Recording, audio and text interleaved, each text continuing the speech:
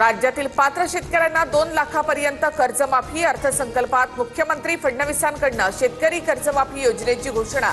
27 September 2025 पर्यंत कर्ज थकीत शेतकऱ्यांना लाभ मिळणार, तर नियमित कर्ज फेडणाऱ्यांना 50,000 पर्यंत प्रोत्साहन।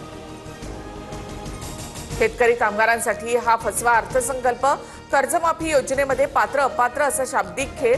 उद्धव ठाकरेंचा सरकारवर निशाणा। तर किती तारखेपर्यंत कर्जमाफी पूर्ण करणार आहात, ठाकरेंचा सवाल। अर्थसंकल्पानंतर विधान भवनात उद्धव ठाकरे आणि मुख्यमंत्र्यांची भेट। पत्रकार कक्षाच्या बाहेर एकमेकांची विचारपूस, तर उद्धव ठाकरे शिंदेने एकमेकांकडे पाहणं देखील टाळलं।